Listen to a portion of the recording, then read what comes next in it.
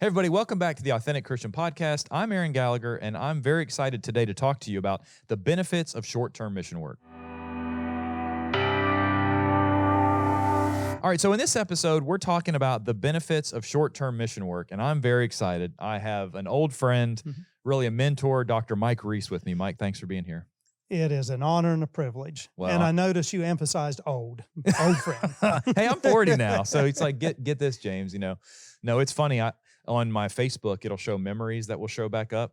And yesterday it was like 5 years ago, and it was like season 1 or 2 of the podcast, and it was just like no gray hair at all. So, or they were so little you couldn't see them. But okay, so I want to introduce Mike. I wrote this intro, not Mike. I love when I go speak somewhere and they're like, send us a bio. And I'm like, this is weird because it's like on one hand, you're trying to tell people, hey, this is why you ought to listen to me. And on the other hand, you're like, but a man of God's supposed to be humble. You're not supposed to talk about yourself. So I wrote this bio for Mike, or his intro. All right. So Dr. Mike Reese. Mike has his doctorate in education from Southeastern Baptist Theological Seminary. You're an adjunct professor at Amherst University. You've been preaching the gospel at the Mannington Church of Christ in Mannington, West Virginia. I'm from West Virginia. Mike is too.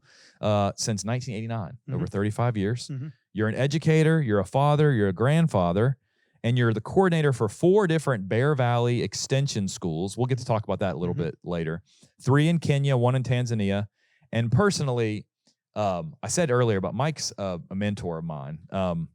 There's a few men in your life that really impact you and influence you. Of course, my father, Rick, or Big Rick, as I called him in the college, he was like, don't call me Big Rick. But he obviously had the largest impact on me.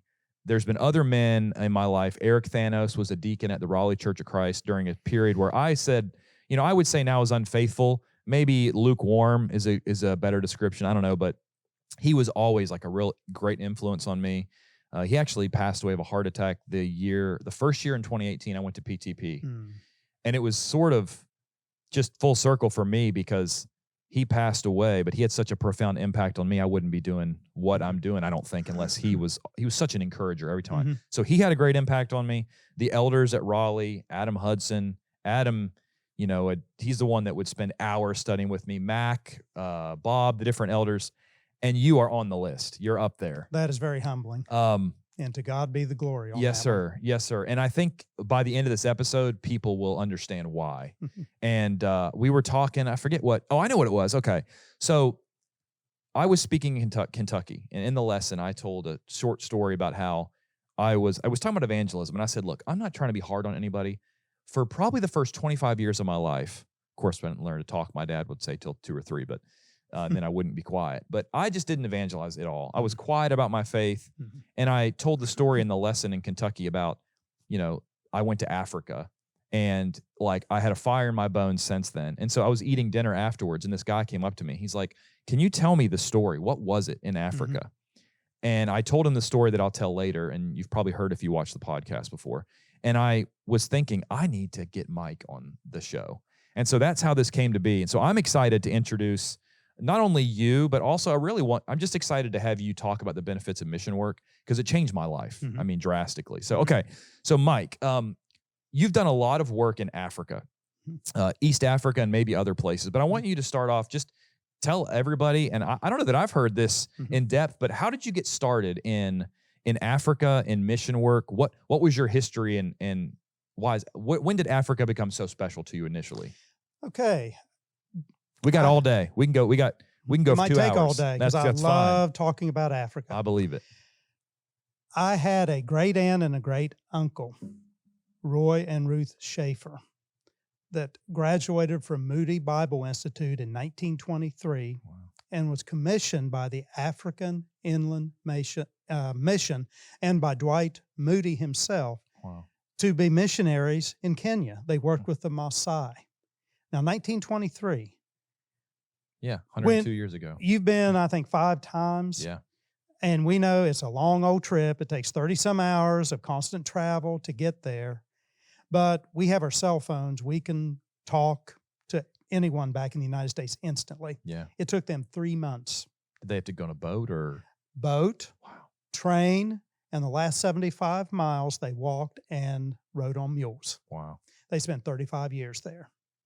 And when they would, after they had come back to the States, they would travel into West Virginia, and they would stay with my grandmother and grandfather.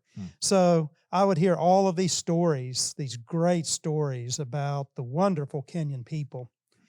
And it just lit a fire in me. And I thought, that's maybe something I'd like to do. Fast forward to my freshman year at Fairmont State College. I was a biology major. And I had started really getting serious about reading my Bible. Yeah. And God put people in my life, like He's put people in your life, to providentially reward me. One of my favorite verses, without faith, it is impossible to please Him, for he who comes to God must believe that He is, and that He is a rewarder of those who diligently seek Him, Hebrews 11 and 6. And God put people in my life. Long story short, I was converted to Christ my freshman year. I was a double major. After that, I transferred to Freed-Hardeman College at the time, Bible and biology. Met my wonderful wife on a mission trip, campaigns Northeast, Southeast, and the spark turned into a raging fire. I had found what I had been looking for. Finished up the biology degree, but it's more just for apologetics and total understanding of God's wonderful creation. And we spent, after my wife and I graduated from Freed-Hardeman, we spent 6 weeks on a short-term mission trip in Singapore, Malaysia, and Hong Kong. Had planned on working in that part of the world, but it just didn't click. Until 2004, didn't do any out-of-the-country mission work. So I graduated high school in 2003, and I grew up going to church camp where I went to senior week and intermediate, but also all age week, where you and Keith Ball were the directors. Yeah. Okay. So, all right. So by that time, I got back into mission work. I was teaching for Bear Valley Bible Institute out of Denver at their Appalachian Bible Institute in Pikeville, Kentucky. Okay. They had an extension, and I would go down and teach.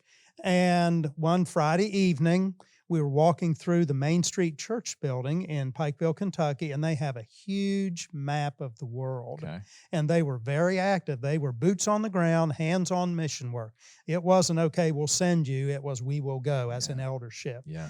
And I was looking at the map, and they had recently made a trip to Tanzania. Yeah. And I made the comment to Howard Justice, who was one of the elders. I said, I've always wanted to go to East Africa. And I told the story of my great aunt and great uncle. I said, but I'd really like to go to Tanzania. He said, we can make that happen.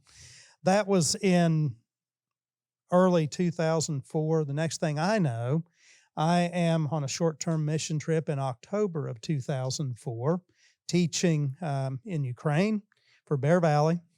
And then 2005, my daughter and I made our first trip to Tanzania. Wow. And this is my 20th year of going to Tanzania, primarily Tanzania, and I've migrated up into Kenya because there were a lot of not a lot, but relatively speaking, a large number of missionaries in Tanzania, well organized, and there was no one up in Kenya, where I had students at Andrew Conley, the Bear Valley School in Arusha, Tanzania, and they kept begging, please, we need help, we need help, we need help.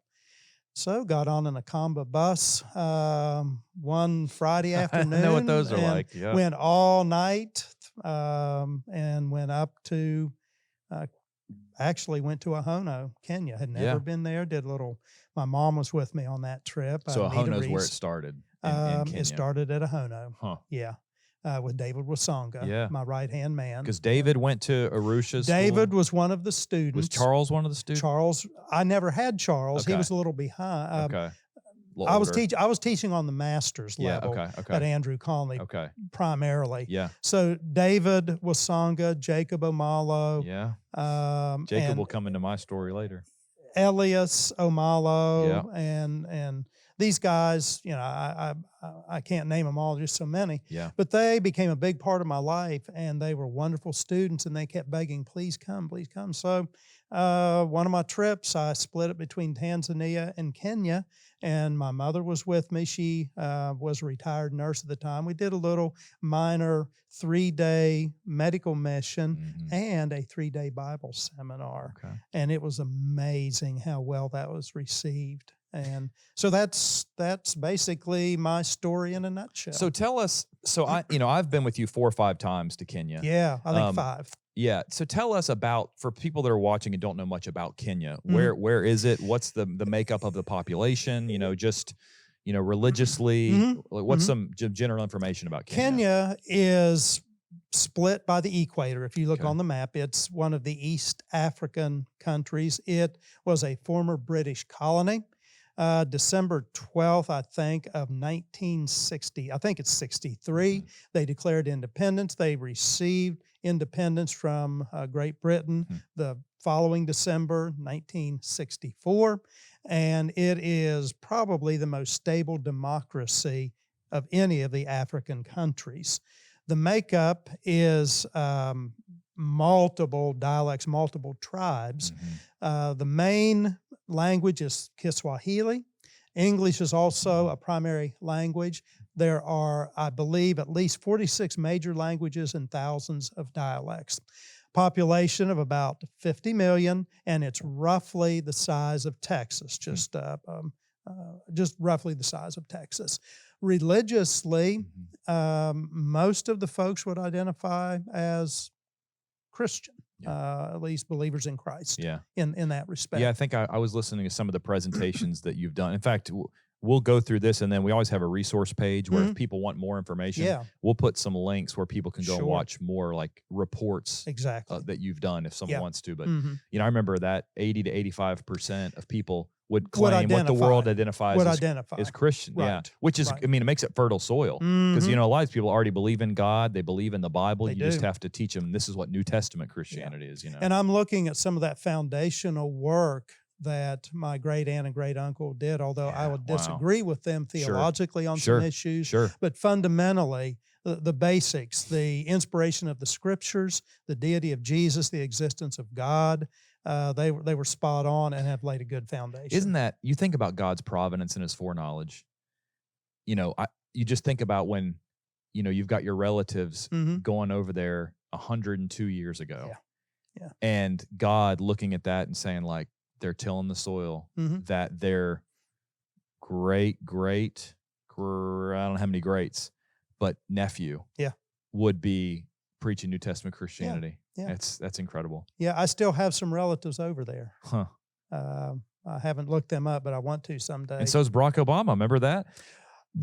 Didn't we meet his grandmother or something one time? Actually, part of our team, that our friends, mutual friends, have actually visited his grandmother. Yeah, I remember them talking about that. And one of our students, Rafael Otieno, has actually taught her the basics of New Testament Christianity. That's awesome. She's deceased now. I think she passed away a couple years ago. Okay, all right. But our team members have been to her home and were received very graciously. Yeah.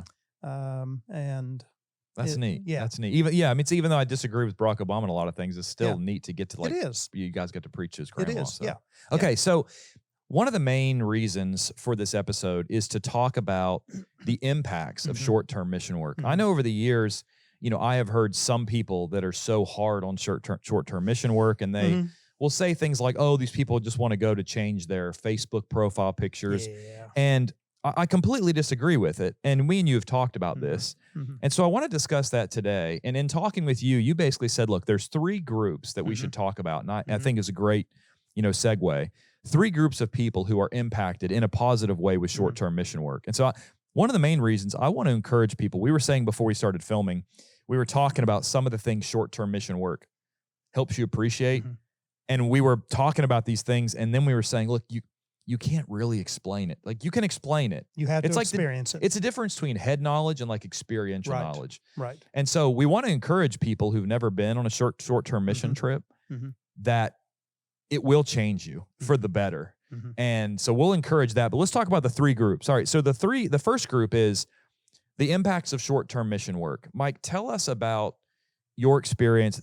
How does it impact short-term mission work, impact the people who go, that actually go on the trips? How has it impacted you? How has it impacted other people that you know? What would you say to somebody who's considering short-term mission work? This is how it will impact you. Okay, first of all, great question. It is absolutely life-changing for a spiritually minded person. Now, I can see maybe where some of the short-term mission trips have got a bad rap. Sure. Because I've listened to the reports, and I'm not being judgmental. Sure. But you've been with me, and you know this is physically demanding, it's spiritually demanding, you're exhausted when you get back. And as far as you're there to work. You are there to absolutely work, and you know we hit the ground running. We really do. Short-term mission trip on the individual, it has influenced me.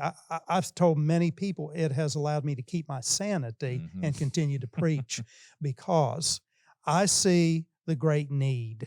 The great need. Kenya, a people of 50 million.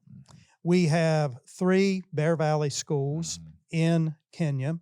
We have multiple non-affiliated preacher training schools.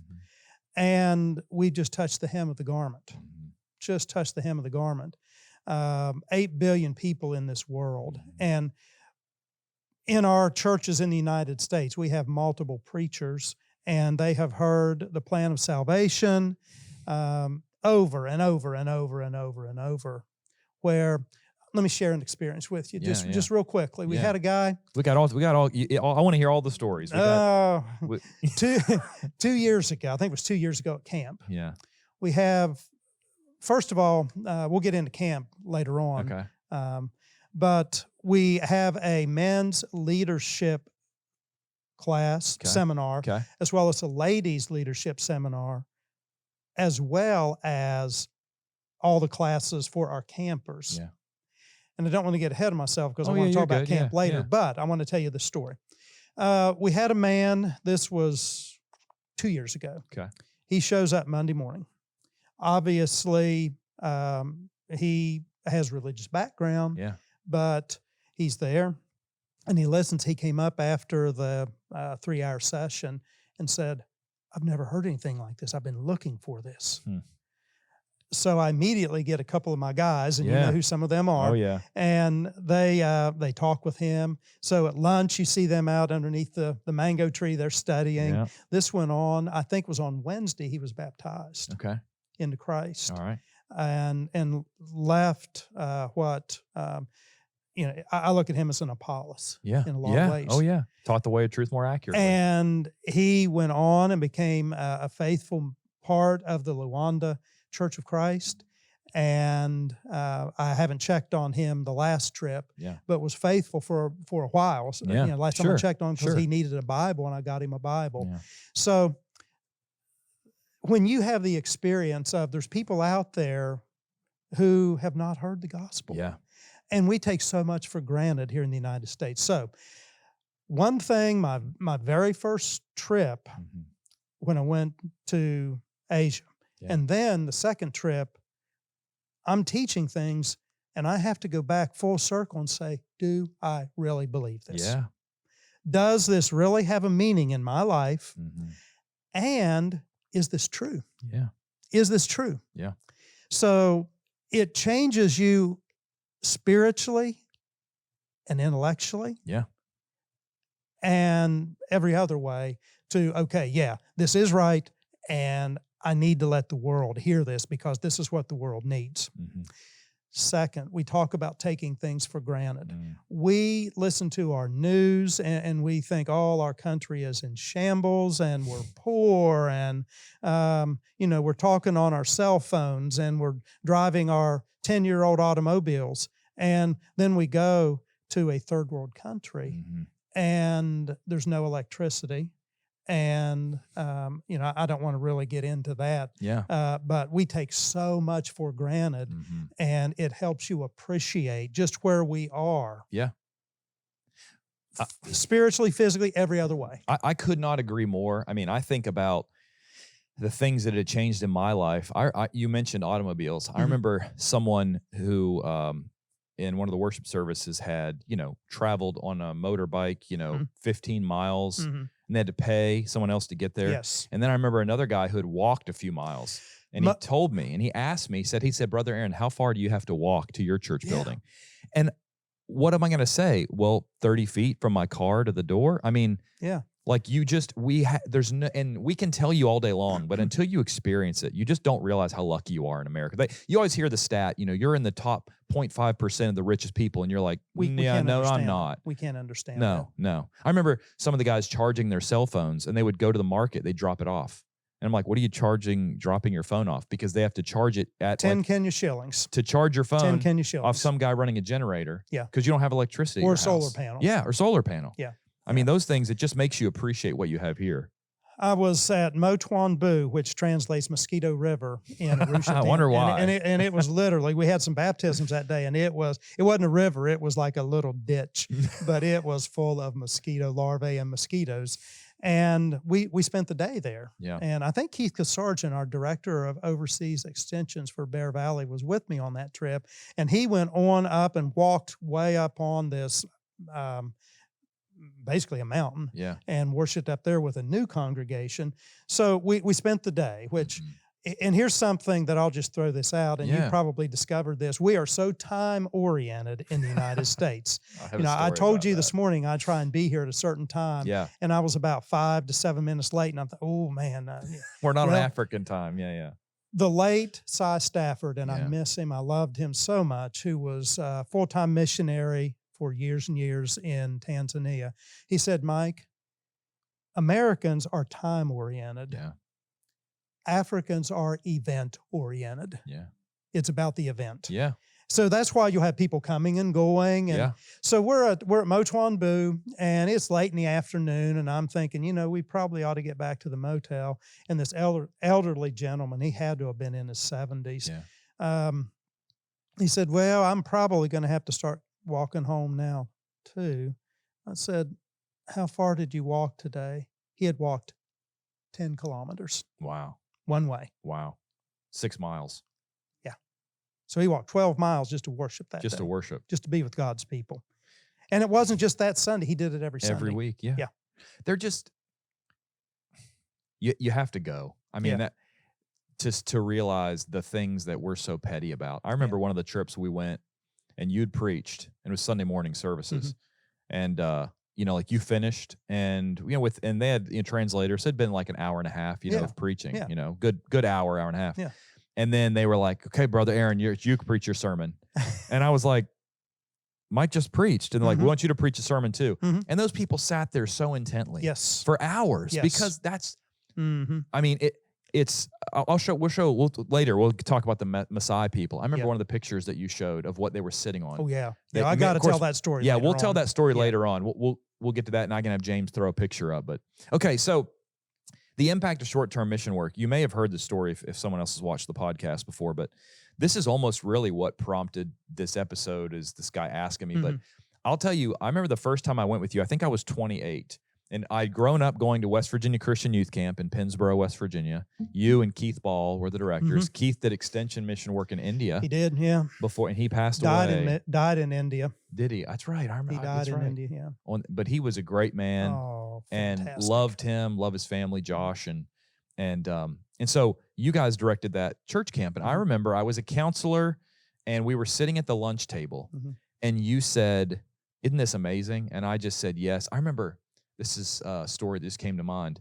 I remember when I was a counselor, I came to you because I was probably 22 or 23, and there was this little boy at All Age Week, blonde hair. I still remember him, and he was so dirty. He would not shower. And I tried to get him to shower. Like for 3 or 4 days, he would fight me, and he was always hanging all over me. And I remember like, man, this kid's dirty. He's hanging all over me. And I went to talk to you about it, and you said, Aaron, that's because he doesn't have a dad that like cares about him. And at that point I was like, oh man, like you realize the impact you can have. Well, shortly after that, you said, isn't this amazing? And I was like, yes. And you said, we should do this in Africa. And I grew up on Animal Planet, National Discovery. And I'm like, let's do it, right? Mhm. I don't even know at that point in time if I realized the spiritual impact it would have on me. I mean, I loved, the Bible, but I was thinking, I want to see some lions, Mhm. I mean, I want to go to Africa. And so then it wasn't long after that, I mean, I kind of thought it was like a pipe dream. You were just like, hey, we're doing it. We're going to Mhm. Africa. And I remember being so excited to go. All right. So at this point, I'm 27, 28. I have a 4-year degree in biology, a minor in chemistry. I have a really good, well-paying Mhm. job in the biotech industry. If you'd have asked me then, I thought I was a pretty smart guy. And I would say, yeah, I know my Bible, And I remember going to Africa. We went to Ndwara, Mhm. and I'm door knocking with Nixon. and I think John Alwanda maybe, Mhm. and maybe Jacob Amalo. Mhm. And we go door knocking, and we go to someone's house, and we go in, and they start to have a Bible study with this person. Well, I was ready. I had my Bible. I had the 5 steps of the plan of Mhm. salvation: hear, believe, repent. John 8:24. I had it written in the back of my Bible, right? So I was like, oh, yeah, I'm gonna show these guys how it's done. And those 18-year-old third world country kids, they went in and they were so eloquent. They were quoting verses. They were flipping while they were asking the lady questions. And I remember immediately I was terrified for them to hear me lead a Bible study.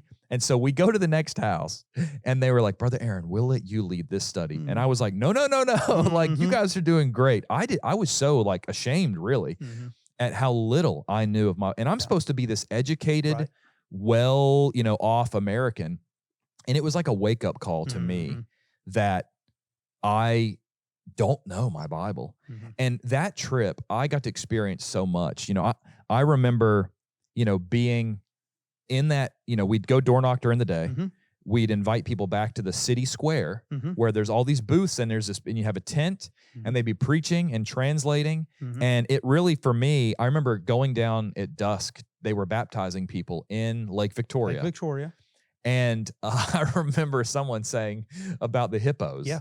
I remember one of the first times I got to Kenya, I was like, hey, am I going to get to see lions? And one of the guys joked, no, we've eaten all of them. There are no lions except at the zoo.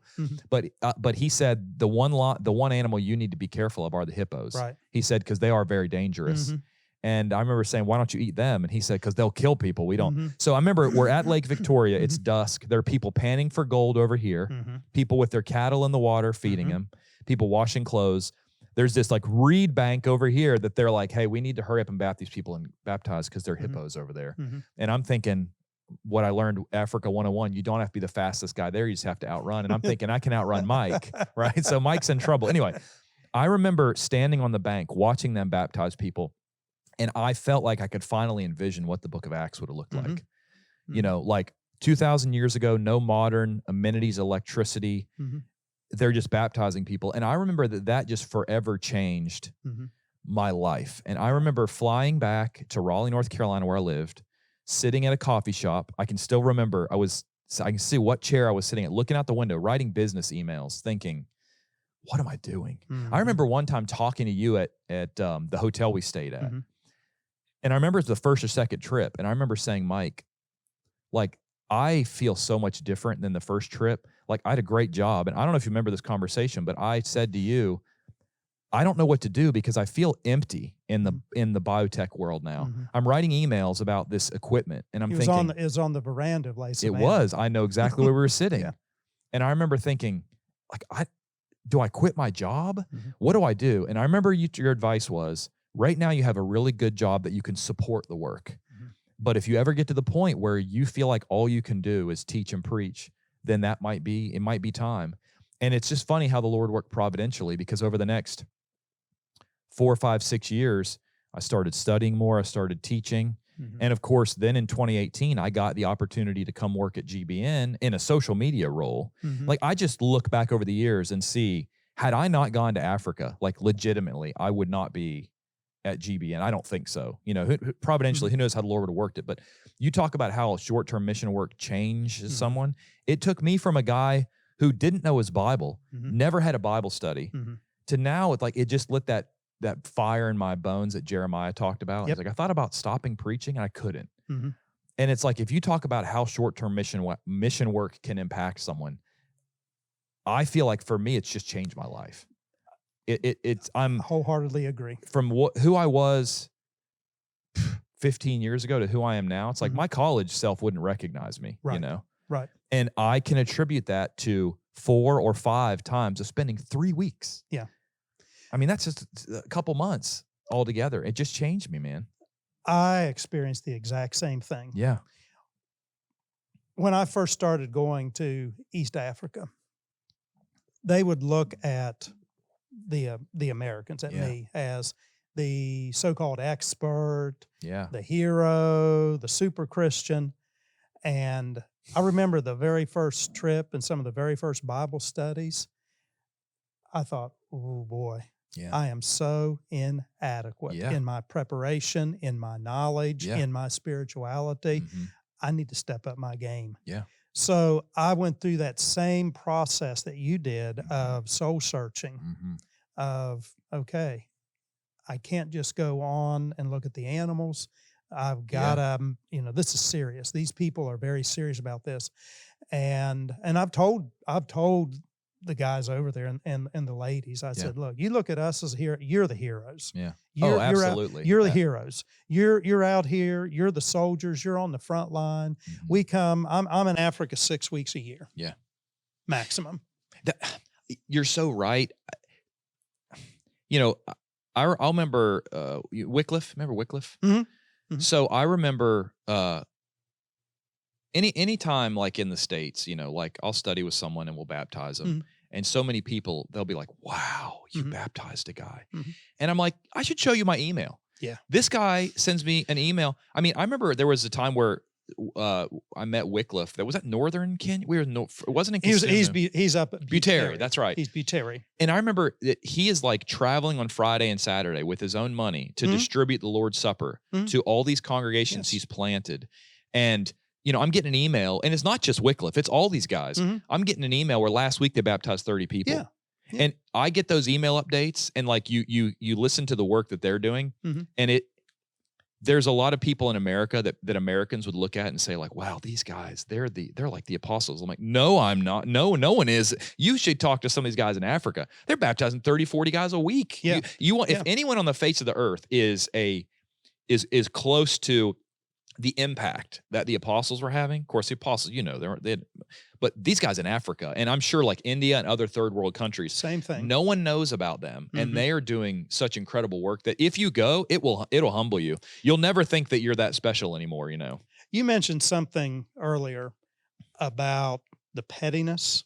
Oh yeah, that's one of the major impacts of the person doing the short-term mission work is they realize just how petty we can be in the United States churches. Oh yeah. And it helps you put some things in perspective. There are things that used to, I would argue about. Yeah. And now it's like, big deal. Yeah. It just gives you perspective. Yeah. Yeah.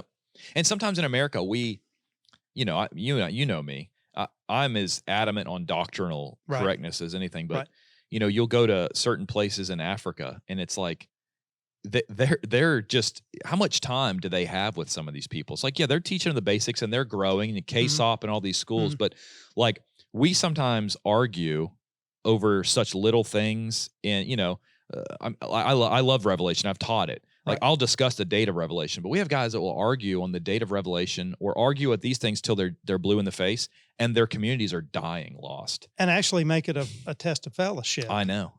When we have large segment of our world population who has never heard the gospel. And it's like, look, I'm okay with you discussing this stuff, but make sure it's in its proper place. Exactly. You know, you could discuss the date of Revelation, but make sure that your communities aren't dying lost. Right. You know? Right. And that's, I think, one of the other things that's going to Africa it just impacts you. It makes you, when I read the book of Acts now, like, and they're going down, like, you know, they're baptizing someone in water. I'm picturing Ndwara or. Well, Ndwara was a fishing town, if you remember. And those boats. Yeah. Didn't you think, okay, when Jesus calmed the storm, it very well could have been in a fishing boat, just like these men Yeah. are using now. Yeah. And when they fished all night, remember, they'd come in, we'd see the net spread out, and Yeah. they'd be They're fixing their repairing the nets. nets. Yeah. And as hard as those guys had worked all night and maybe hadn't caught any fish, think of what Jesus said, Peter, go back out and throw your net back out. Yeah. You know, after he'd fished all night and hadn't caught anything. Yeah. And it's a great faith builder just Oh, to see people. Absolutely it is. I mean, I remember, I'll tell the story about Charles. Charles one time posted on my Facebook, he said, I had 2 dogs at the time. They were on my couch. And he's like, why are your dogs on your couch? I said, they're my dogs. He's like, yes, why are they in your house? Like the things that we do in America, that we just go on a mission trip. Email us. I'll connect you with Mike, you know, like it will change your life. Yeah. And if you want to be more evangelistic, if you feel like you're teetering on the lukewarmness, this will, if anything will change you, this will change you. Yeah. Okay. So we talked about the impact, the short-term mission work, the impact it can have on the individual. What about the sending congregation, right? The people back home. Again, excellent question. What I've seen, if you communication, I believe, is the lifeblood of mission work. Communicating with the wonderful people that are generous and make them understand they are part of the team. Yeah. It's not, hey, I'm superstar because no. We're just messengers. We have this treasure in earthen vessels that the excellence may be of God and not of men. We plant, we water, God gives the increase. I can't go without the supporting people. First of all, the wonderful elders at the Mannington Church of Christ allowing me to go. The prayers that are offered up and the finances. Yeah. Can't go without it. Yeah. So we're all part of a team. So what I've seen, Aaron, is it allows smaller congregations to get excited and energized about mission work. Yeah. So what that does is when we talk about the 39 orphans that we have in Chihuahua, northern western region, or the 74 orphans at the Ahono Tumaini School that your dear friends down in the Raleigh area still help out on a monthly basis. That's awesome. Wonderful, wonderful people, and the notes of encouragement. So, and it's real. It's real. These people are part of the team. They're part of being re-energized, and the focus is not inward any longer. It's outward. There's more people in this world than just us. And maybe we've only had 5 or 10 baptisms the past year. Maybe some of these smaller congregations haven't had a baptism in several years. And maybe we're aging as a congregation, but I can support this trip. I can support the people on this trip. And when they go out and do a gospel meeting and there's 15, 20, 30 baptisms, a church planted, and then the friendships. For example, David and Rose Lasanga. David had the opportunity to visit the United States. Oh, he's great. And Rose is wonderful. Yeah. And he had the opportunity to visit the United States back several years ago. And I said, okay, we got to get you down to West Virginia. So he had actually relatives in Boston. So we raised some funds, got plane ticket for him to come down. And he actually spoke at Mannington on a Sunday morning. Well, there were people who knew David Wasonga who had never met David Wasonga. We're friends with David Wasonga on Facebook, and we're just, it's like, oh, a long lost friend. Had never met David face to face. So the relationships that are developed over time. I think about like Philippians 4, where Paul said, it's not that I seek your money. Paul, it's about I seek basically the gift, the reward. Because you're partners. And so when people give and the work is done and there's 50 conversions at this congregation where they're planting so many, it's amazing.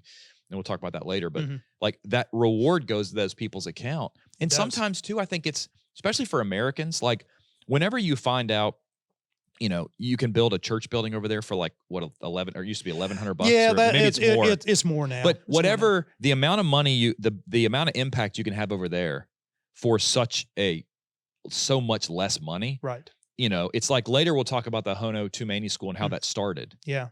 So one guy Yeah. with a small donation that starts this school. Like I think for me too, sometimes you can get into a rut in America of thinking like, well, if I'm going to give an extra couple $100 to my congregation, are they going to spend it on a $50,000 AC unit?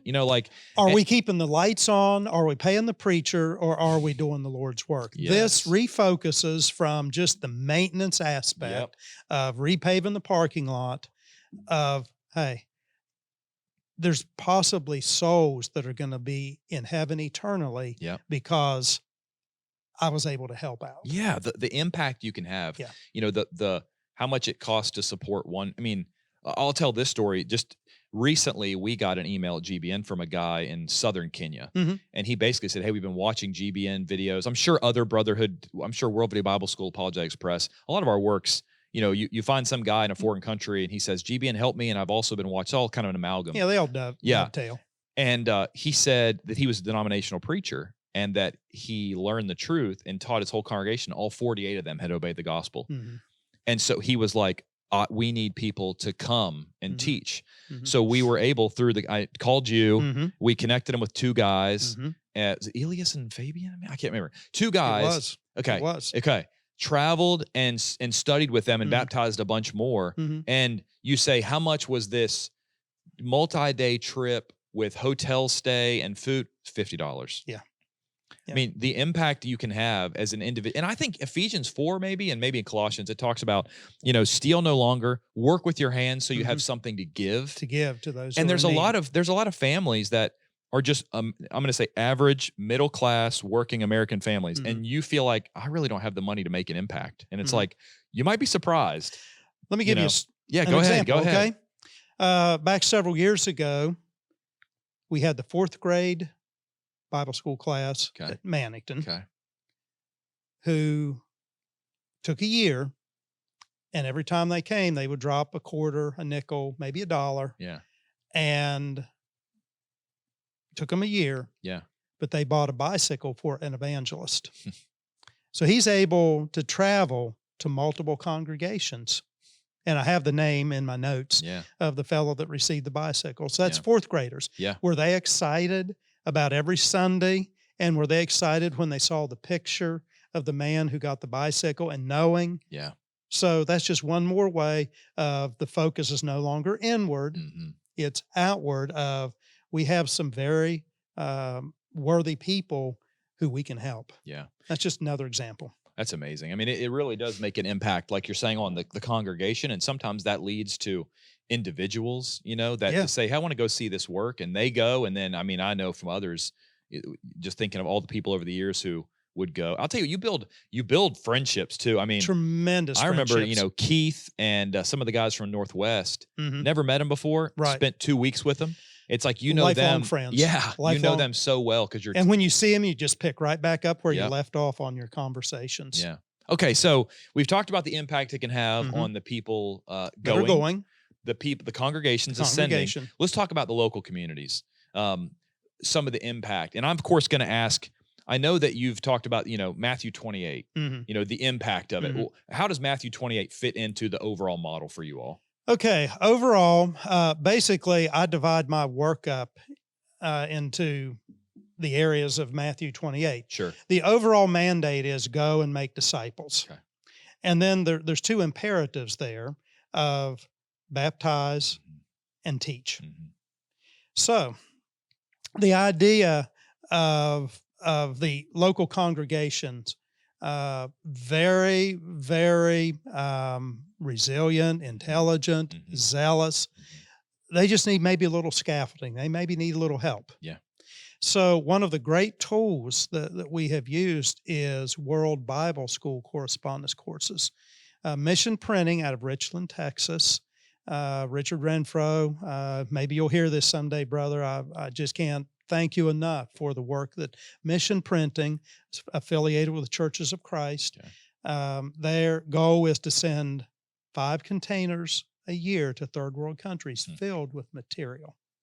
On average, like the big shipping containers, 40-foot container, yeah, 40-foot container. Yeah.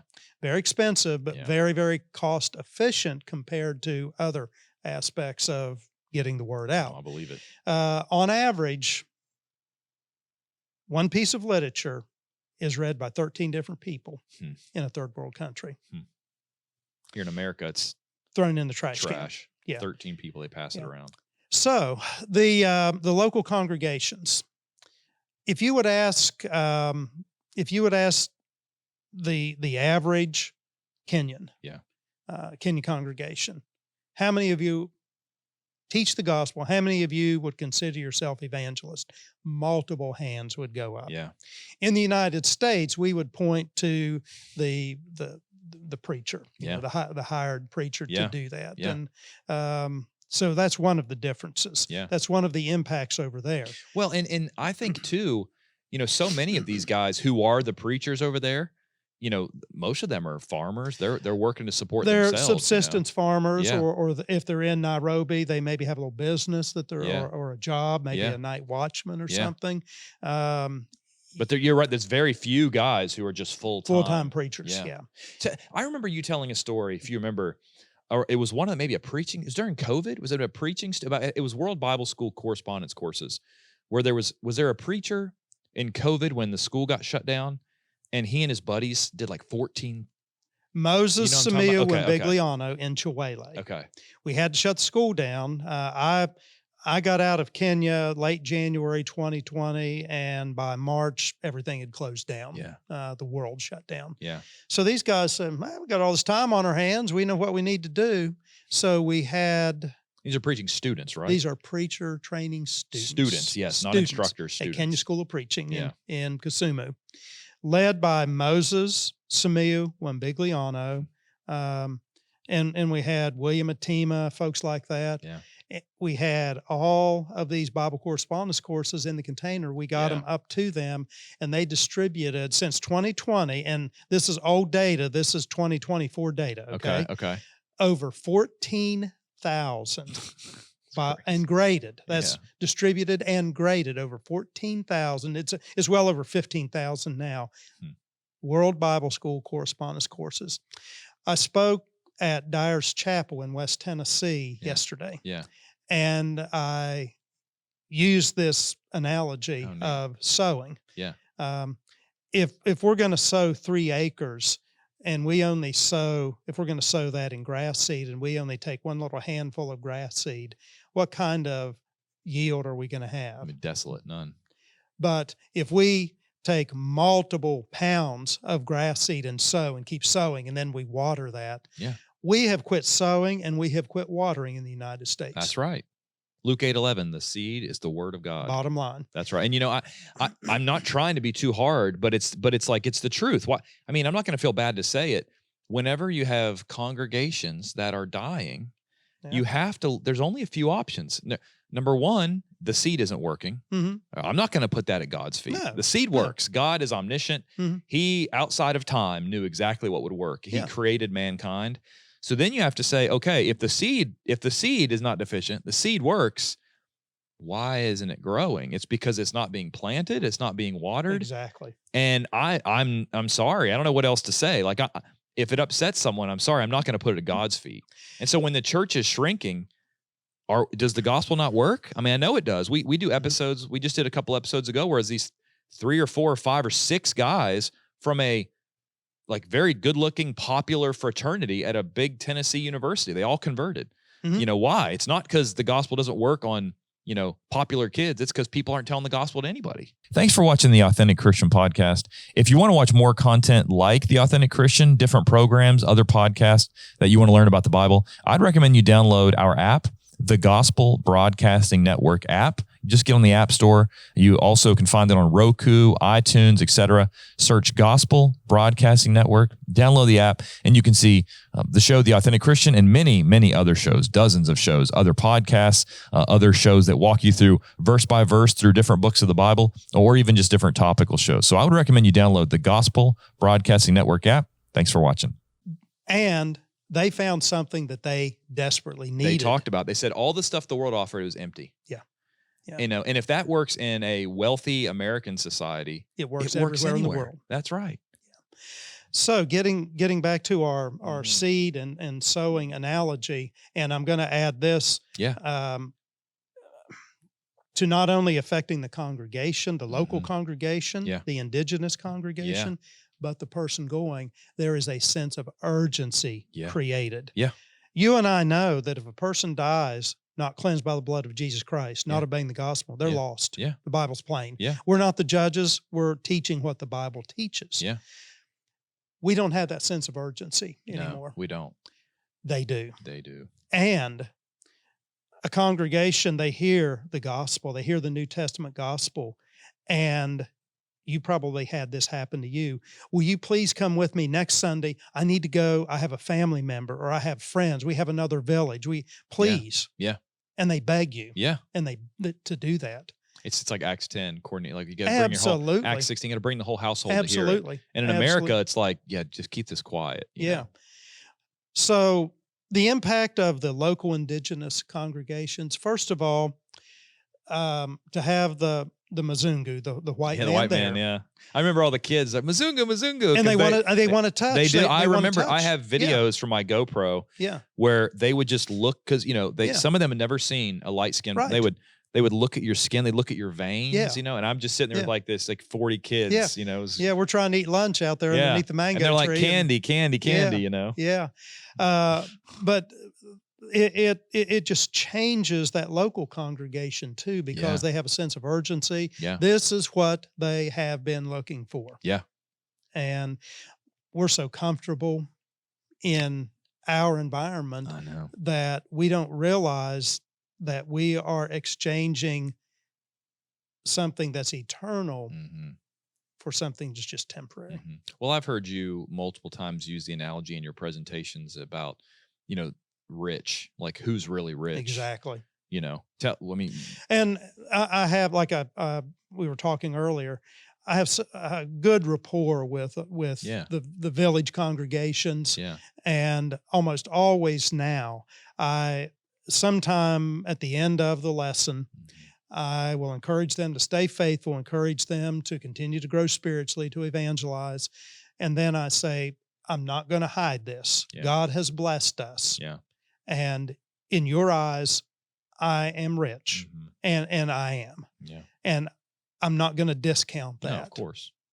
But you are rich in a far superior way. Yeah. You are rich spiritually, Yeah. and we are bankrupt spiritually in the United States. Yeah. And studies show this over and over and over. Oh, you're right. No, they do. Pew Research, Barna, we're just losing it. Yeah. How long is God going to stick with the United States? I don't know. Yeah. I do know that I'll throw this in, the Ghanaians from West Africa. Churches are being revitalized in Western Europe by the Ghanaians. Richard Renfro told me that he had a Ghanaian, so this is not urban legend, but there's right at 50,000 New Testament Christian Ghanaians in Manhattan. I would not be. I remember somebody asking me for a congregation in Amsterdam. Yeah.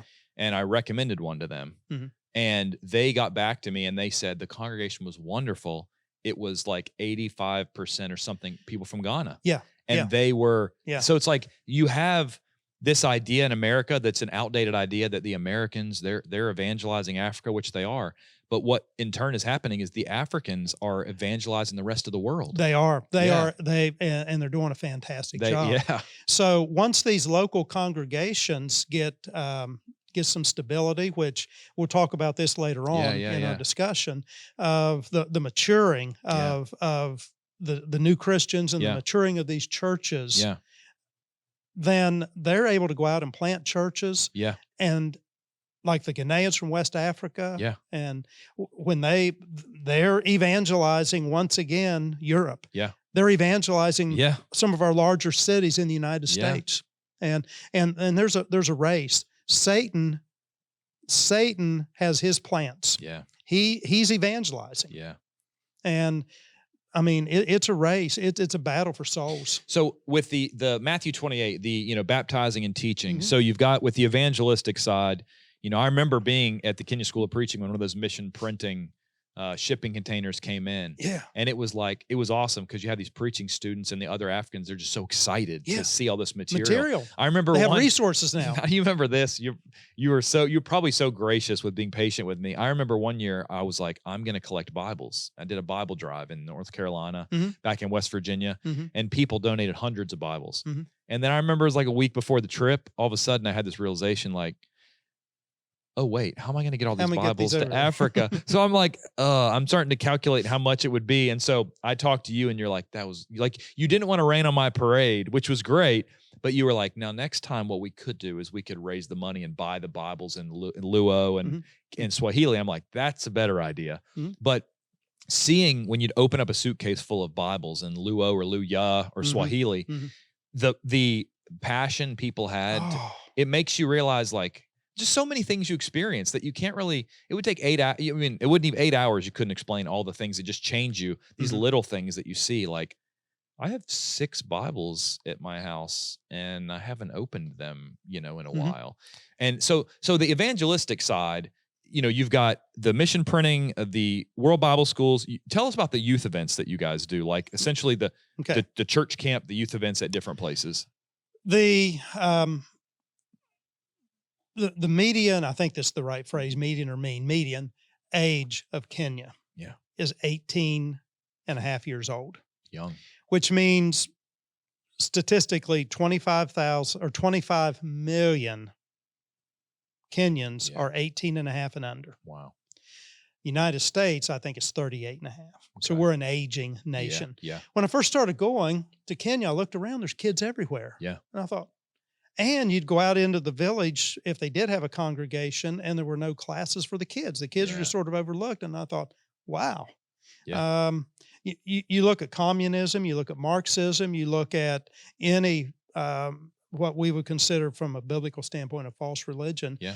They target the youth. Yeah. Because youth are more pliable in their minds and their ideas. Yeah. Look what's going on in our college campuses now with the invasion in the United States of what's going on. You're right. Okay.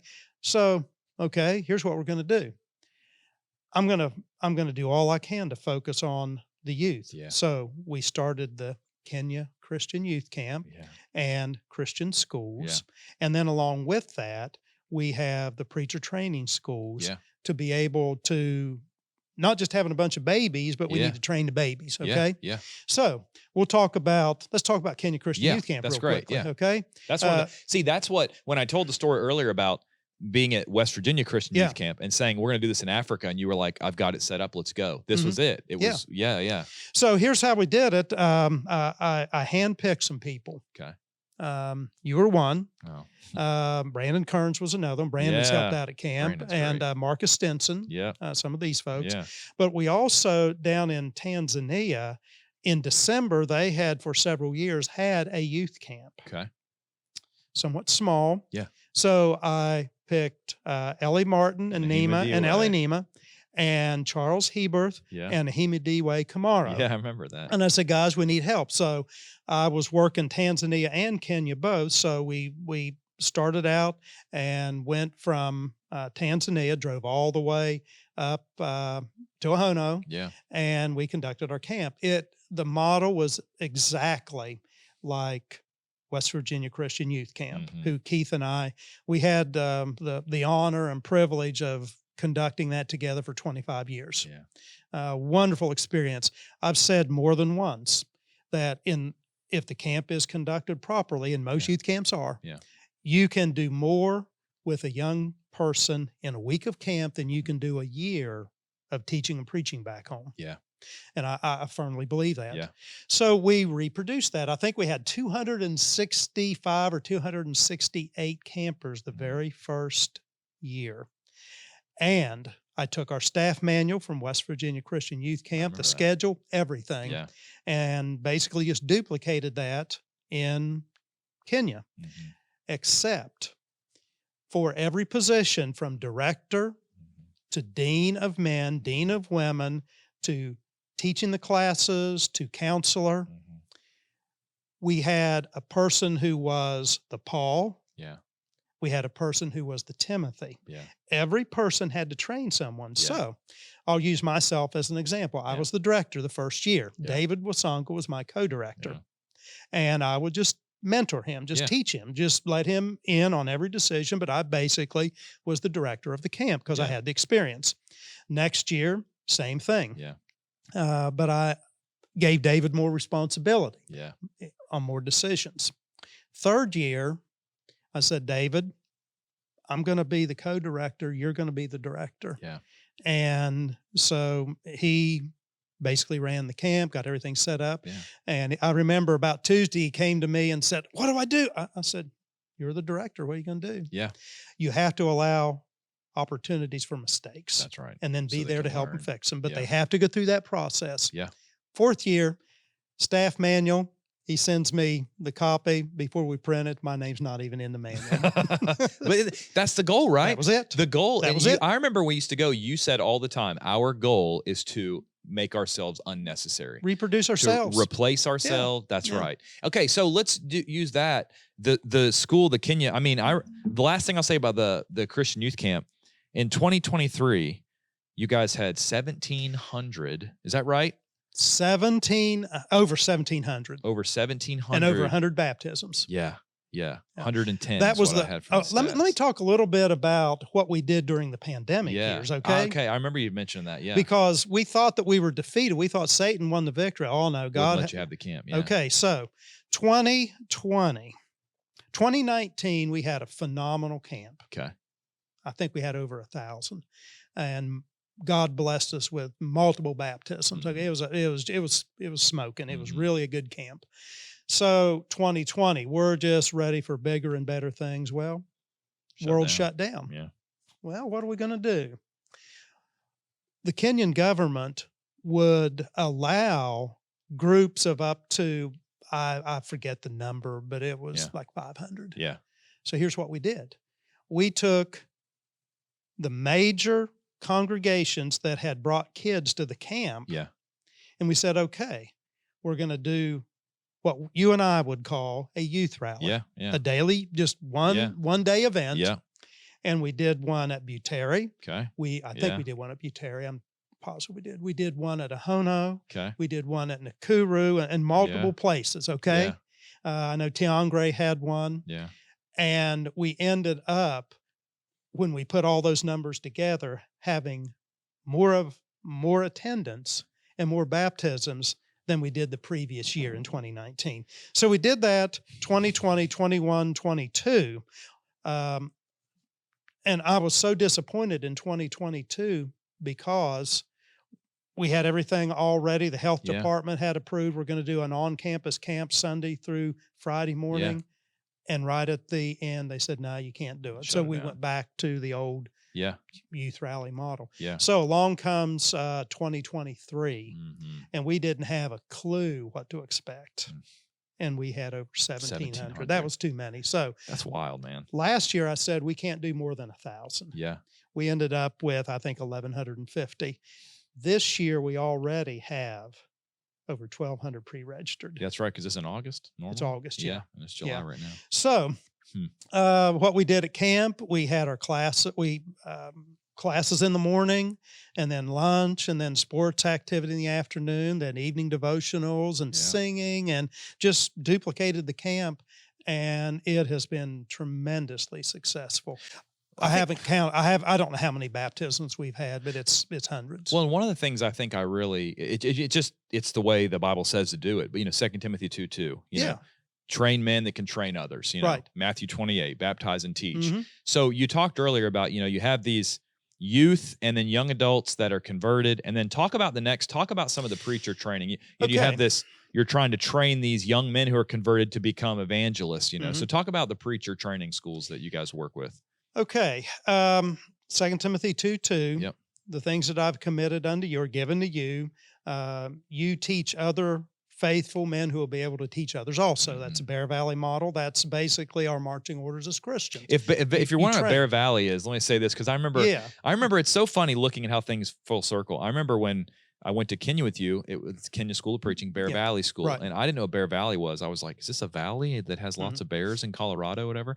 Didn't realize that there was a preaching school in Denver, Colorado called Bear Valley. And one they train Americans, but one of their main missions is around the world, they plant local schools in local areas so and let local men train. That's right. So local we help men, them. We assist them. That's right. Train the men in that area, as opposed to, always bringing them here to America. And then a lot of times some of the guys don't want to go back. Most and Bear Valley, how many schools do they have now worldwide? Bear Valley now, as of July 2025, has 90 schools in 31 different countries around the world. That's wild. Now that sounds like a lot, but again, that's just a drop in the ocean compared to the 8 billion. That's right. Population. 150 countries worldwide. But that's 56. something like that. That's amazing. Okay, that's great. So that's what a Bear Valley School is. If anyone's now, let me say a little. Bear Valley Bible Institute is in Denver, Colorado. Yeah. It did get its name from a valley that there were black bears that hibernated, and there were like multitudes every spring of bears that would come out of these caves or out of where they had hibernated, and that's how Bear Valley got its name. I didn't know that. Yeah. Is that in the area where the school's at? Yeah, it's in Denver. That's neat. I didn't know that. Yeah. Okay, so I was right. I didn't even know it. Right. Well, that does make sense. Yeah. Okay. So the impact of the preacher training schools. Yeah. Bear Valley has the model. They're overseen by the Bear Valley elders, the Bear Valley Church of Christ. Yeah. And their goal is to evangelize the world. That's awesome. And what we do is 2 Timothy 2:2. We find faithful men. We go in, we do a survey, and we pretty well know the parameters when a school will be successful, and we place the school there. And we have 2 different models that we have now. We have a full-time model, which is a 2-year program. Basically, they're in class 37 weeks out of the 52, and there's 46 core classes that we have. And most of our programs are a certificate program, but it's a very rigorous, rigorous training program. I have a Bible degree from Freed Hardeman.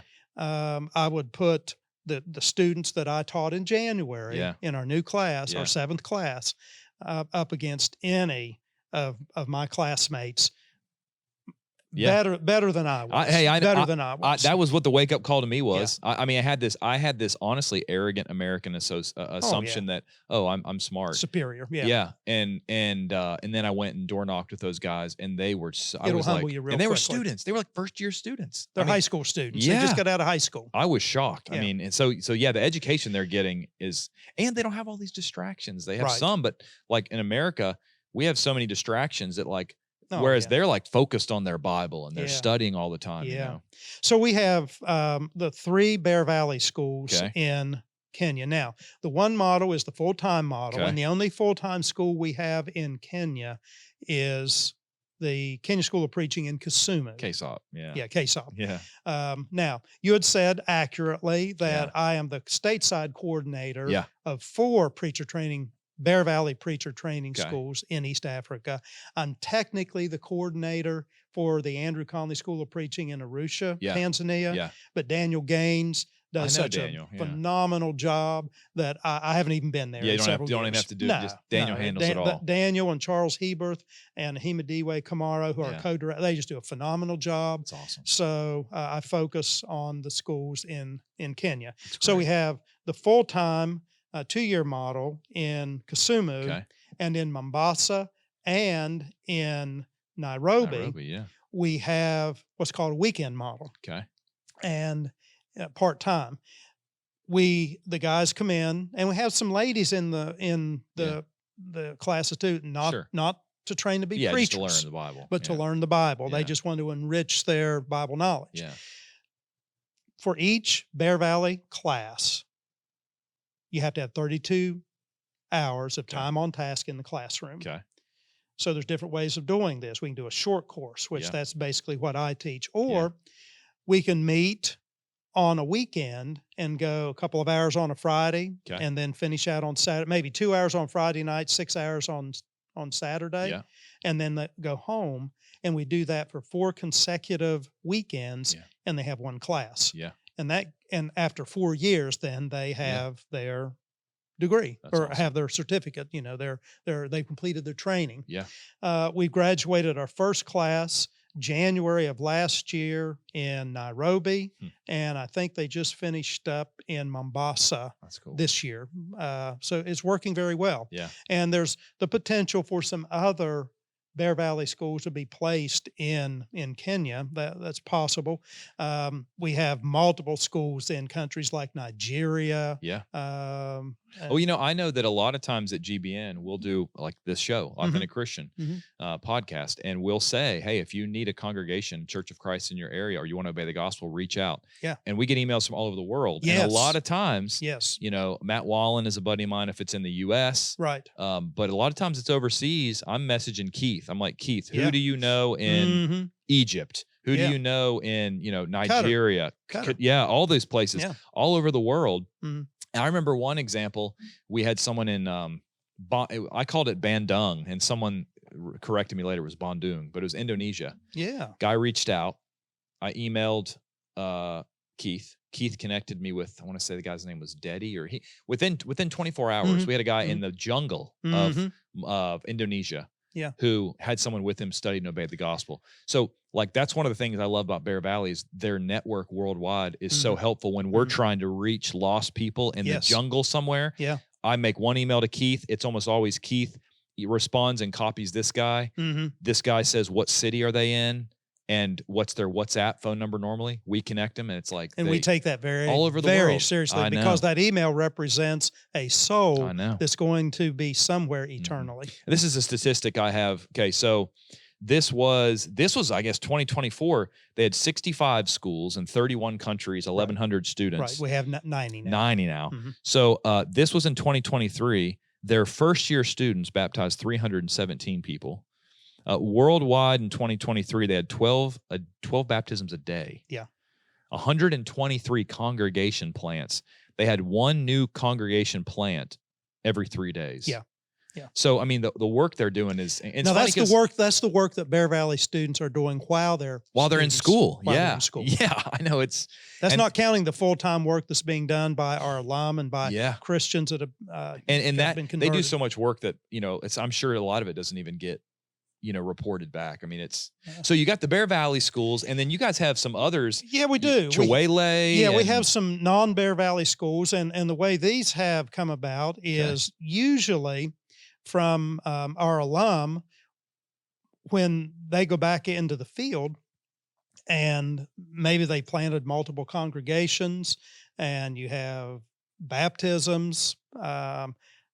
Peter said that they're babes in Christ. They need trained. Yeah. So you need to grow these congregations, mature these congregations. And that's the second part of that mandate under the Great Commission. Yeah. Yeah. You baptize and you teach, you mature, Yeah. you make disciples. The overall is make disciples. Yep. You do it by baptizing and teaching, teaching, baptizing, teaching. Yeah.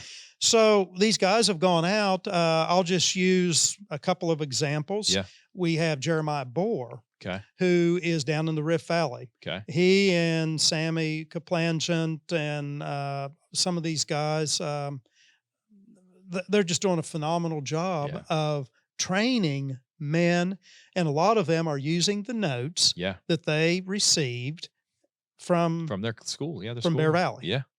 And Jeremiah's doing a phenomenal work. Yeah. We have Moses Samiu and Bigliano up at Chihuele. Okay.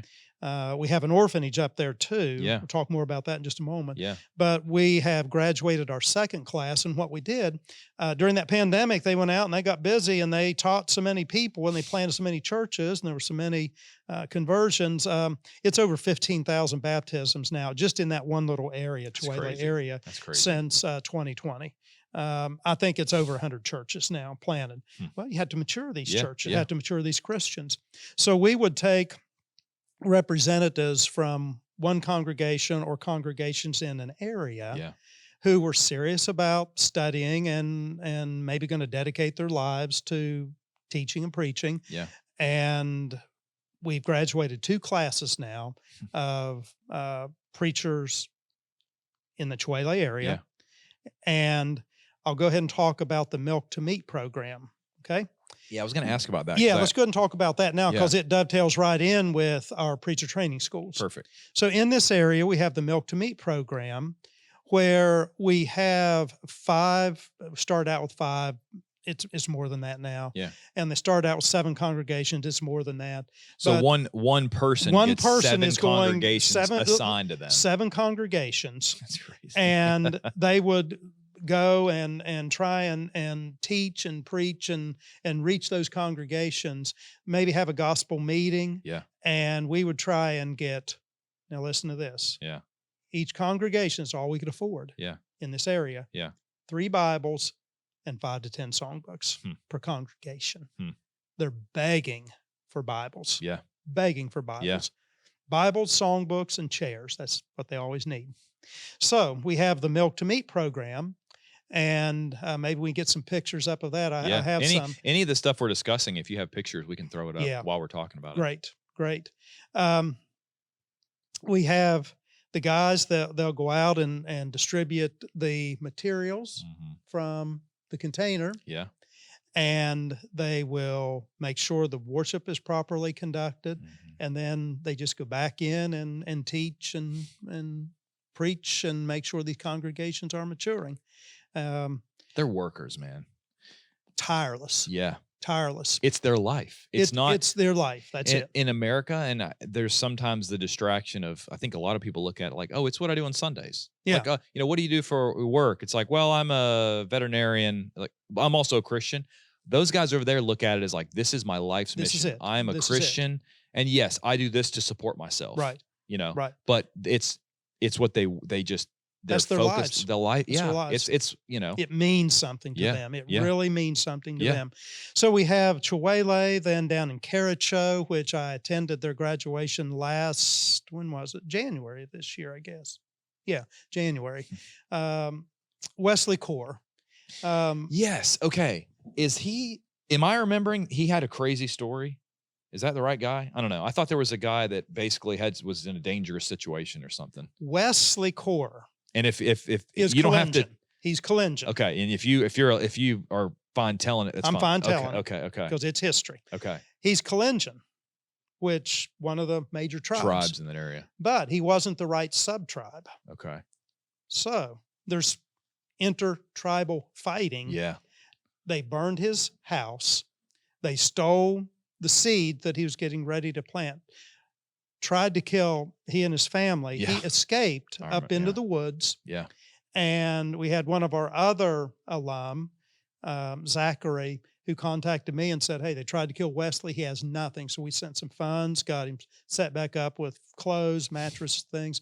He just moves to another area, looks around and says, okay, no church here, plants a church. Within a matter of a short time, there's 16 congregations. So he starts a little school. And I was able to speak at their graduation. Didn't he basically, this tribal tries to kill him, his whole family, burn his house down, steal everything he has. Yeah. He moves to a new area. He plants 16 congregations. He and helpers, yes. Yeah, and his guys working with him. Yeah. And then didn't he take one guy from each congregation and said like, hey, that's it. I'm going to train you. And that was the graduation that I attended in January. That's how they think. That's how they work. Where if you could just bottle that up and force feed it to Americans. If I could bottle some and get it in me, I'd love that's the truth. So you have Chihuahua. Oh, let me tell you about how God used the pandemic, I believe, to do a mighty work up in Chihuahua. Yeah. Denny Petrillo and I were who is the president of Bear Valley. Yeah. He's retired now, but he's still working more than ever. We're there in January of 2020. Pandemic hits. March, we start getting calls from Chihuahua. What had happened? Moses and his wife Justin, the village knew that they would take care of some of these orphan children, so they started bringing them. Yeah. Let me back. I mean, with COVID too, it's like in America, even during COVID, you go to Kroger at the right time, and you can't get T-bone steaks, but the thing is still. I remember during COVID, it was just an inconvenience. I remember walking around once, and the steaks were gone, and people were complaining. And I looked, the whole grocery store is still full of food. Yeah. Now that's how the supply chain hit here. over there during COVID, the supply chain, it was They were a much starving. bigger deal. They They were were starving to starving. death. Yeah. Now, let me back up. You ask the average Kenyan family, how many Yeah. children do you have? And they'll give you multiple answer. They'll say, well, I have 4 natural born and I have 3 that we're raising. Yeah. Those are children that may be family members or close friends. Parents have deceased, Yeah. so they have taken these children to raise. Yeah. When the pandemic hit, what happened is the parents said, look, we can't let our natural born children starve to death. Yeah. We got to do something. So oftentimes we would have the ones that they were raising who were not their natural children. Yeah. They ended up starving. Yeah. So finally, when we hit 39, I said, Mose, we got to stop. There's a Yeah. billion people in Africa. We can't do it all. Yeah.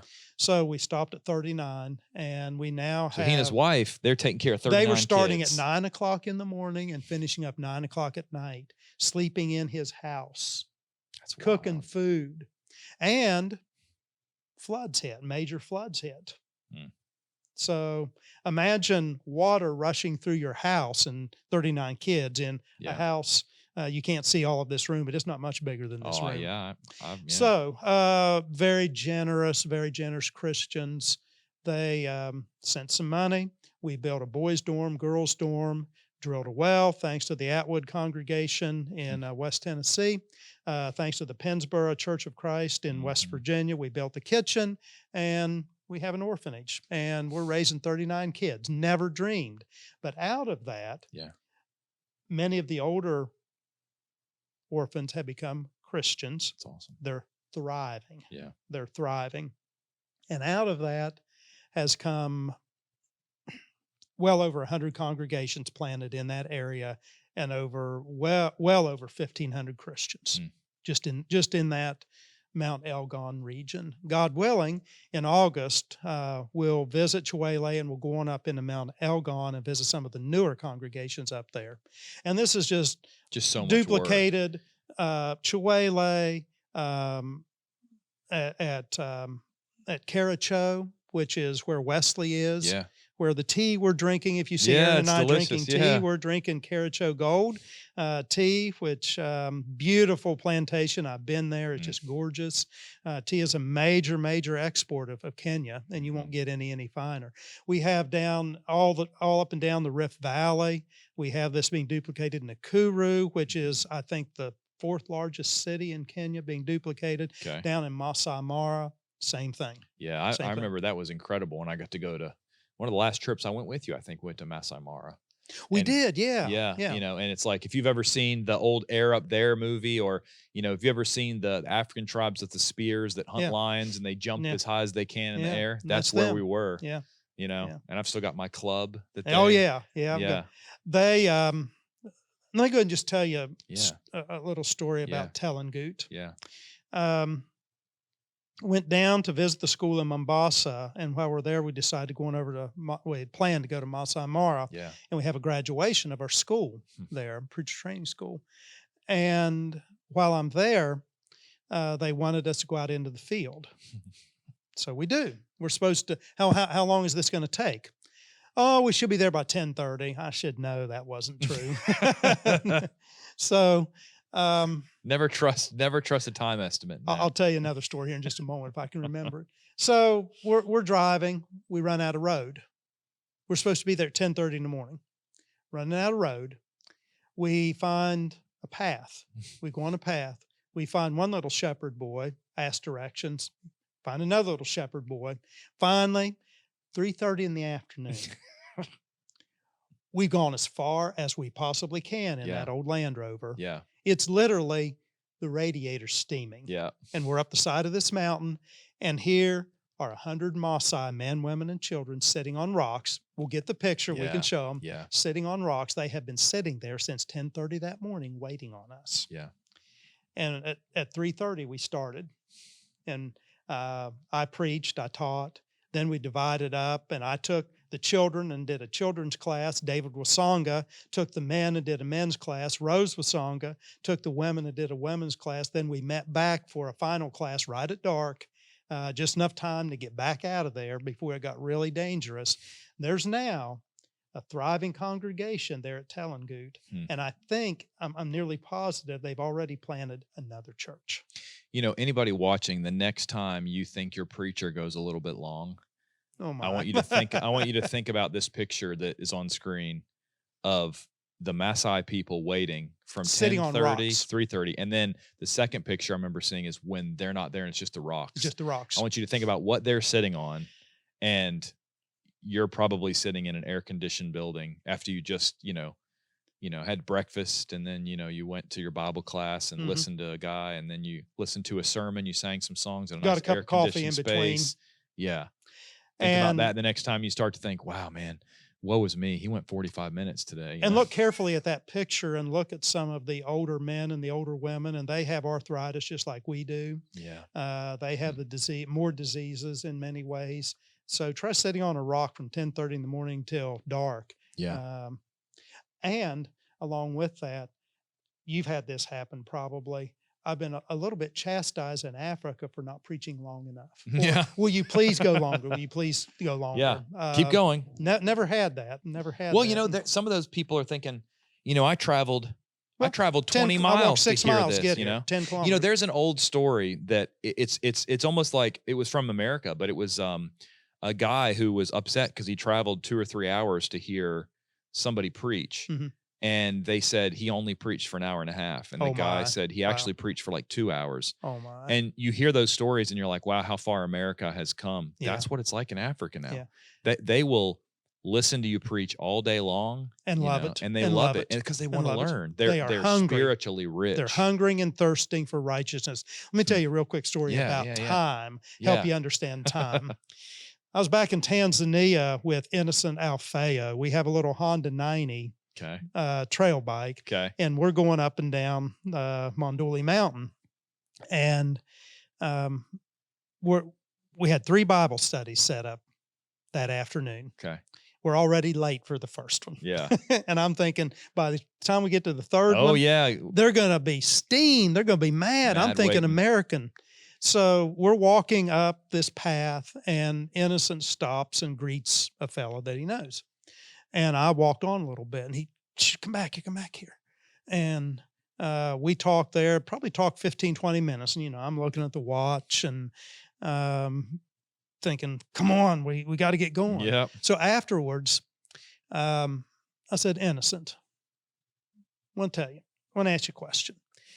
In Africa, how late would you have to be before you considered yourself late? Any thought? Me no show up in 3 days, me late. I remember you telling me that because there was a time when I was at Wagusu, we were door knocking. Someone asked us to come back. We said we'd come back tomorrow. And I think they said tomorrow morning, like 10 a.m. Yeah.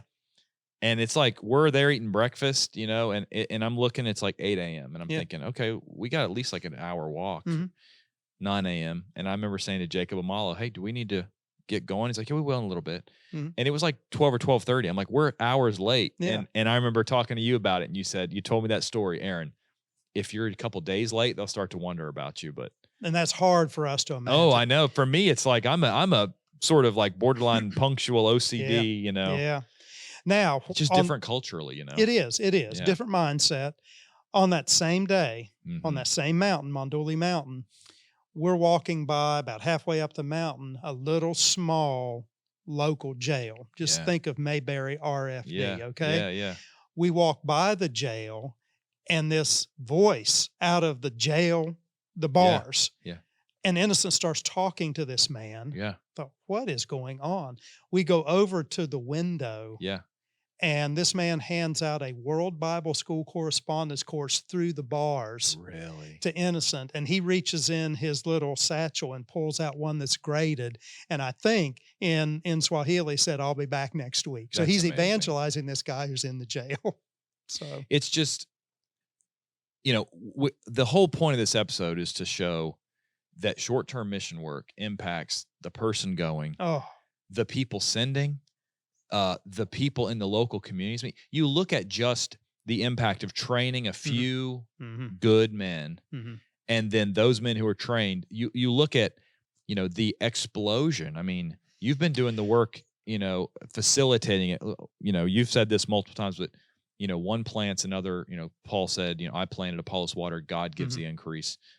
All the glories to God. We're thankful to be a part of the work that he does in different places. But you've been working there for, you said what, 2000? When did you first start doing This work is there? my 20th year of going to East Africa. So in 20 years, you can see the other work people are doing in different places, how it how it explodes when you have people who are focused on it. Focused, a sense of urgency, and with the resources, the training. They have to be trained. They have to be trained. And one thing that I emphasize in the classes that I teach, especially in the congregational development class, is would you rather do the work of 10 men and 10 women, or would you rather train 10 men and 10 women to do the work? Yeah.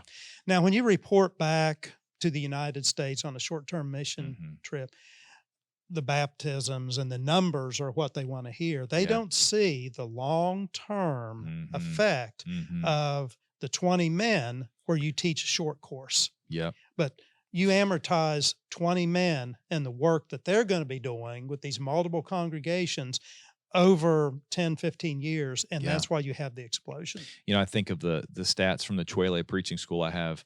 2022, 138 baptisms, 7 churches planted. The next year, 600 baptisms, 3 times that number. 36, 5 times the number of churches planted.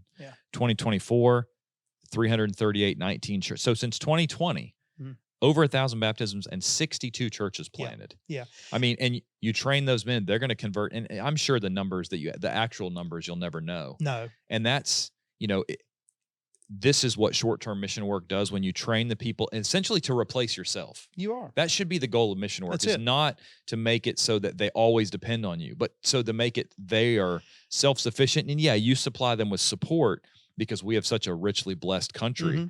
We are able to send support to them, but they are able to do the work in their culture. They know the traditions. They know the people. They know the issues much better. They know the languages better. It's a tremendous honor. Hospitality is huge in Kenya, huge in Kenya. So for someone to come all the way across the ocean and to be with those people in their villages and in their homes and to develop those relationships, there's just no substitute for that. And that's one of the great effects of the sending congregation, of the one going, and of the indigenous congregation and the indigenous people. It just energizes in the relationships that are developed.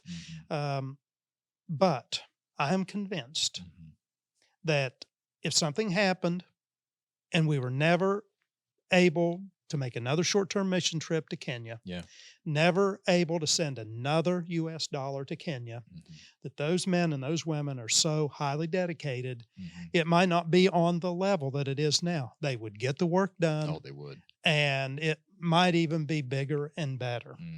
Now, one other thing on the training aspect. We talked about the camps, the orphanages. I do want to talk about the Ahono Tumaini School here in just a moment. Oh, please do. That's got a special place for me. But I encourage, every time I go, especially when I'm teaching the short courses, everyone needs to have their Paul. Every Timothy, and everyone's a Timothy. I'm a Timothy. Yeah, me too. One of my Pauls is Dr. Danny Petrillo. I make no bones about it. Okay, love him to death. Everyone has to have their Barnabas, the Paul, the Barnabas relationship. You look at our relationship. It started out more of a Paul Timothy, but now it's Paul Barnabas. And in some ways, I'm the Timothy and you're the Paul, because there's areas that you have carved out that I know nothing about. So and that's how these relationships develop. So everyone needs their Paul, everyone needs their Barnabas, and everyone needs their Timothy. And short-term mission trips they just are a catalyst for these type of developments. I agree. So is there anything else? I mean, we've talked about so many things. Is there anything else that you want to discuss that comes to mind? I want to talk about our Christian schools real quick. Yes, that's right. Okay. And that's more of looking at the youth in addition to the youth camps and the orphanages. But the Ahono Tumaini School and the Luanda Christian School. Yeah, that's great. And there's I remember other going to there's other Luanda schools. when they didn't have a school. Yeah. Now it's down a little bit because we just need the facilities, Yeah. but we're working on that. Tom did have that built up over 200. Yeah. We have over 400 at the Ahono Tumaini School. That's wild. I remember where the building is now is just a field. Yeah. I remember when we didn't even own the land. Yeah. God has just blessed us there. So May 11th or May of 2011, Bob Fletcher and his wife, Barbara. Bob was still working in a coal mine in West Virginia. I'm getting ready to take a trip, and we had a need. He gave $200. David wants to start a school, a preschool. We had the church building started. Started in the church building. Took $200 that Bob and Barbara had donated, bought a set of little plastic table and chairs. I got curriculum from Stephanie Stafford, Si's wife at the time, widow now, and we started that preschool. Wow. And it has grown from PP1, PP2 to kindergarten up now. We have junior secondary. We are the #1 school academically in that Western region among 64 schools. Wow. We have had the Ministry of Education from Nairobi, members of that come. That's the capital of Kenya, if you're wondering. Yeah. Come and study, I think they spend 3 days on our campus trying to discover what we were doing to excel academically the way we do. Yeah. Now, most of the kids, by the time they go through that school, are Christian. They've been baptized. Yeah. And we've reached a lot of their parents. That's awesome. Some of those kids are now in their second and third year of college. You stop and think, the kids have gone all through that school, amortize that over 10, 15, 20 years. Yeah. And what's going to happen down the road, time-wise, when these young men and these young women are successful, graduate from college, and remember that school and to the church. Yeah, absolutely. Luanda doing the exact same thing. So I remember visiting Tom when he was selling milk. I mean, it's that's things have come a long ways. God has just blessed that area so richly. We don't know how long, obviously, the world's going to stand, but there may be a way and a day that the folks that you and I have worked with, that their grandchildren maybe come to this country and teach our grandchildren. Who knows? You're right. It's headed in that direction. Well, if anyone wants more information on this, anyone wants to talk to Mike about, hey, can they get involved? You can email us, AuthenticChristianPodcast@gmail.com. I'll forward it to Mike's email. And, we will get in touch with you. Yeah. What about our church website too? Yeah, go ahead. ManningtonChurchofChrist.com. Great. We have a lot of the information listed there too. That's awesome. Aaron, it's been a true joy. I could go the rest of the day, but I know we've gone probably longer than we should have. But thank you so much. I appreciate so very much the work that you're doing, that GBN is doing, and thank you for this opportunity. Well, I appreciate you coming on. It's one of those things where whenever I thought about it, I'm like, why haven't I done this before? And I'm so excited to get to tell people about, the work you've been doing, and it's changed my life. Anyone that's watched the podcast, you've heard me tell these stories about this before. And so I'm really honored to get to finally have you on here and introduce you to people and just talk about the work and talk about all those brothers in Africa who are doing, no offense to anybody here, 10, 20, 30 times the work that our guys are doing here. And maybe our guys here will realize that we need to get to work and take it more seriously than we do sometimes. I want to add one other thing, though. Some of the folks that are with our congregations here, it's physically impossible for them to get on a plane and do this. So don't feel guilty that you don't do that. That's right. My wife has made 3 trips to Kenya with me. And we talked about, I think it's 3. But anyway, before she even went, I said, Linda, you can go to heaven without ever going to Kenya. That's right. But this will just be such a blessing to your life, and it has been. But don't feel guilty. If you can't go, pray for the work. You can support the work. Support whatever work your congregation is involved in, and encourage them to be involved. That's right. We have such a short time to spread this gospel, and it's so desperately needed. And if your congregation, ask your elder, if you guys are doing, I know a lot of congregations who support work in Central America, Africa, Asia, all over the world, and maybe you're not that interested in it because you don't have any skin in the game. I mean, try to get them, see if your congregation is doing mission work and see how you can help and maybe use it to motivate to say, hey, look, I need to try and do my own locally, Volunteer to buy some Bibles for the next time they take a trip. There you go. Or fund one of the younger folks. That's right. But Aaron, thank you. And Mike. Asante Sana. Thank Asante you very Sana. much That's in right. Kiswahili. I remember Habari Asaburi and let's see. What else do I remember? I lost a lot of it. Hubari Asabui. And you say Zuri. That's right, Missouri. Good morning. How are you? Yep. Yeah, Sante Sana. That's from Lion King too. Sante there you go. Yeah. Mike, thanks for being here, man. Carrie Busana. Yes, sir. Welcome very much. Thank you. Thanks for hanging out with me and Dr. Mike Reese on this episode of the Authentic Christian Podcast. If we can help you, if you're anywhere around the world and you would like to find a Church of Christ that follows the New Testament pattern, reach out to us, AuthenticChristianPodcast@gmail.com. We hope you have a great day, and we'll see you back on the next episode. Thanks for watching the Authentic Christian Podcast. If you want to watch more content like the Authentic Christian, different programs, other podcasts that you want to learn about the Bible, I'd recommend you download our app, the Gospel Broadcasting Network app. Just get on the App Store. You also can find it on Roku, iTunes, etc. Search Gospel Broadcasting Network, download the app, and you can see the show, The Authentic Christian, and many, many other shows, dozens of shows, other podcasts, other shows that walk you through verse by verse through different books of the Bible, or even just different topical shows. So I would recommend you download the Gospel Broadcasting Network app. Thanks for watching.